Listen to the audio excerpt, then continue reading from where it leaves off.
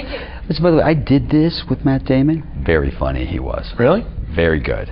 I usually go for charming.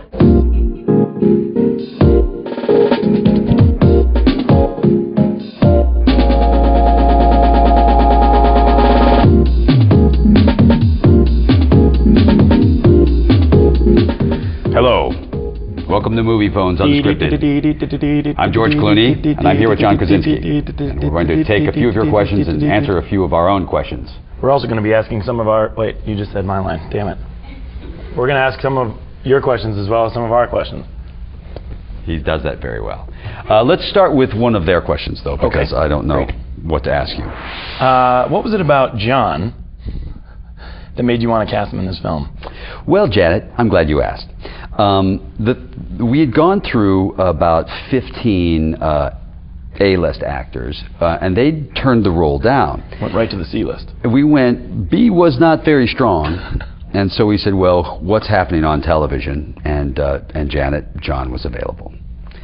And cheap. It's true. Did you enjoy doing the show and the film at the same time? I did. Mm-hmm. I was working 5 days on the show. Yes. And then 2 days with you. Mm-hmm. It's very hard to be impressed with a schedule of 7 days a week when your director had already done it. Yes. I remember a crew member was like, man, that schedule has to be brutal. I was like, it's all part of the job. And you're like, yeah, it is part of the job. We've all done it. So shut up and get on set. I do like to rule with, how do you say, iron fist. Mm-hmm. Which and a paddle with spikes.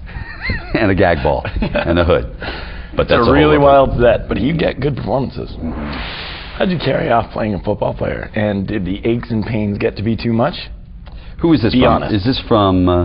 Fifi. Oh, from Fifi. Well, Fifi. Fifi from San Francisco. Really? Well, Fifi. Fake name. Well, Fifi. You just do the quotations constantly. How did I carry off playing football? I don't know. We're not quite sure. The aches and pains were too much, but it started the first day. Literally the first. I got hit by a 21-year-old kid from Clemson and dropped me, and then I thought, well, that's it. I'm done. I've got 4 more months of this. So we changed the rules. Don't hit the director. Right. That was the rule. That is the rule, and it continues to be the rule. And then you became the director right after that rule was made. Right after the rule. That's what you do. That's called changing the rules. Right. The Clinton campaign knows about that. Of course. Sure. This is from Taylor in Houston, Texas. You ever play football in high school? If not, what sport did you play? That's unfair. Taylor's British. Oh. Go ahead, do it. Did you ever play football in high school? I didn't, but I appreciate the compliment that you think this body would have ever made it through football. I ran cross country. Sure. And I played basketball. Uh-huh. I hear you're very good at. Yes, I hear you're very good at basketball. Yeah. Mm-hmm. I will challenge you on national internet. Here's another question for you. Did you lose to any directors in a game of one-on-one, like grand or two in basketball? Very good question. Sam Mendes, believe it or not, is a killer basketball player, really? And I did lose to him. You did? Oh, that's He's a spry little guy. He is. For Brit. Right. Yeah. I just remember, and I don't. I just remember someone talking a lot of how do you say it? Crap. You want to settle this on right here? Let's go, man. Right now, right now. We were at dinner. Yes. And I was being very polite, and I just picked up the tab. And I was walking home, and I was talking to my mom, and I was saying how great George was, and he was like, "I'll kill you in any sport." And I was like, "That's unfair." No, I did. You asked if I played basketball, and I said yes, and you said you think you could beat me, and I said yes. That's not quite how it went.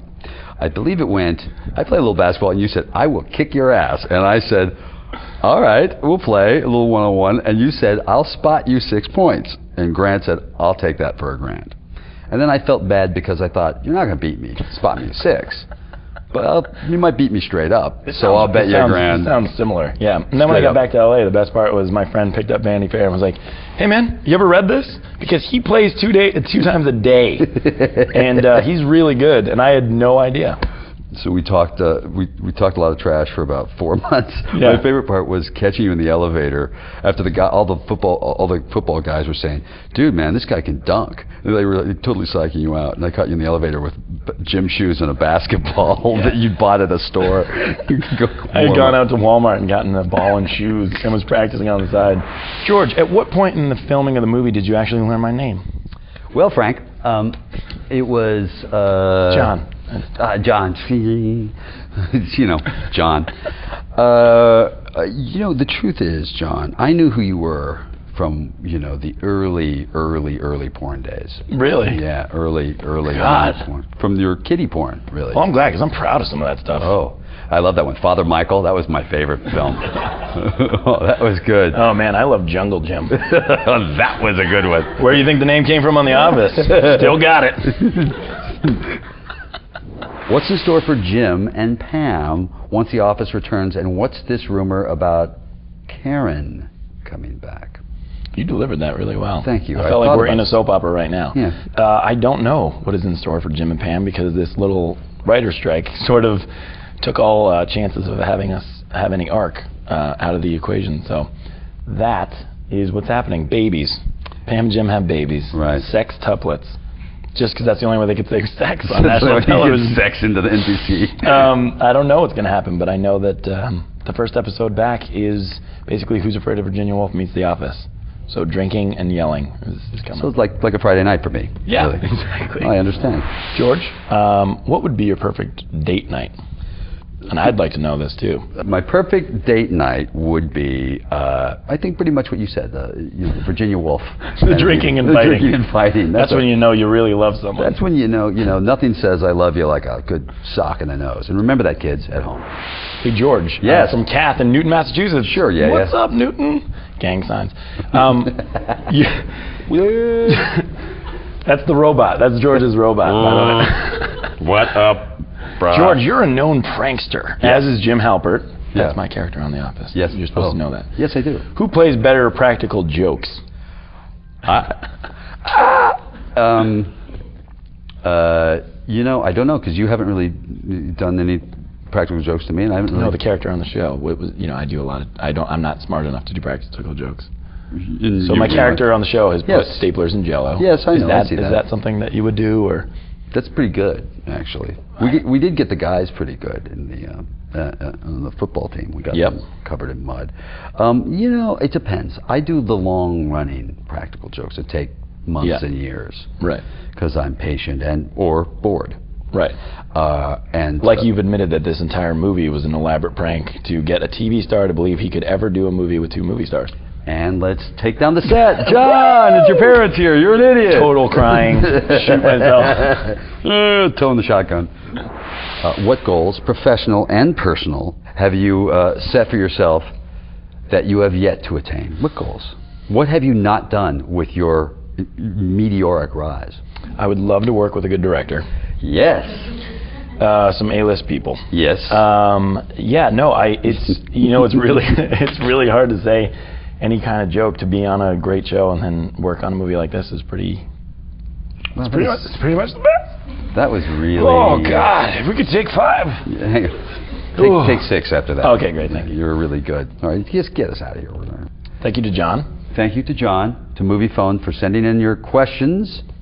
We'll do it again. Thank you for. Wait, ready? And 3. I want to say thank you to George. And I want to say thank you to George. No, you want to thank me, okay, actually. Okay. Oh, I got it. Here we go. We're going to try it. I want to say thank you to Jim. George, that is awful. I'm a right. person. Hang on. You're not the character. You're not on a show. You're real. Okay? Thank you. Man, if the drug's wearing off, you're like, no, wait, you're real. Thank you to John. And thank you to Movie Phone, and thank you for the people sending in the questions. And you should really check out this movie that he did. He only wrote, directed, starred, and produced a movie called Leatherheads, and you should at least have the sense of kindness to go see it. Just out of pity, even. We'll take pity dollars. Pity cash.